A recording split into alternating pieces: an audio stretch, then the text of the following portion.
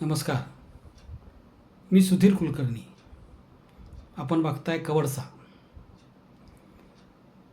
मित्रो, मार्चमध्ये तुम्ही कुठल्याही कार्यालयात गेला तर एक प्रकारची लगीनघाई चालू असते.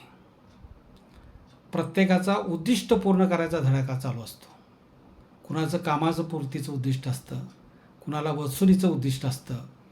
आर्थिक संस्थांमध्ये विशेषतः बँका, पतसंस्था, सोसायट्या यामध्ये वसुली चालू असते. अधिकाधिक वसुली कशी होईल ते सगळेजण पाहत असतात.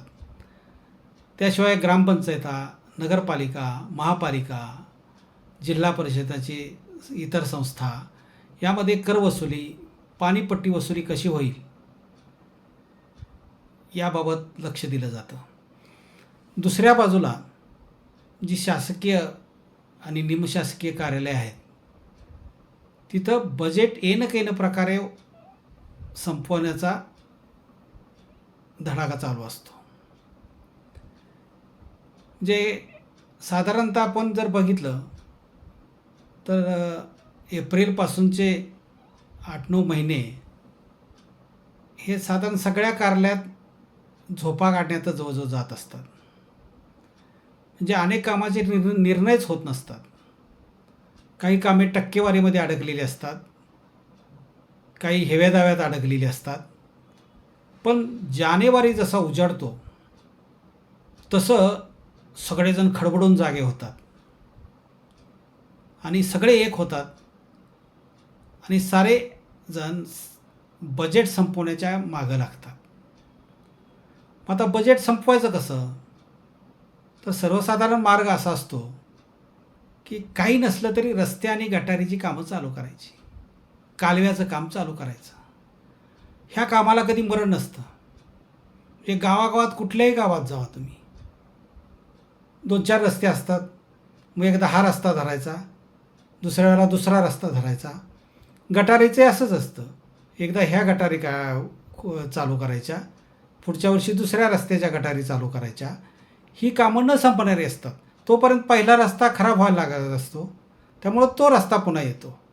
तर अशा पद्धतीनं ह्यांची कामाची पद्धत चालू असते आणि ही कामं ते सुरू करतात.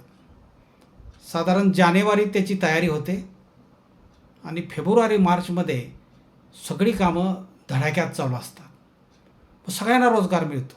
मजुरांना मिळतो, JCBला मिळतो, रोड रोलरला मिळतो, खुदाई करणाऱ्या कामगारांना मिळतो. आणि ही जी कामं आहेत ही आपापले विभाग ते कसं पूर्ण होईल यासाठी मागं लागलेले असतात. मग मार्चमध्येच हे सगळं संपवून पुन्हा बिलं काढण्याचा एक उपचार चालू होतो.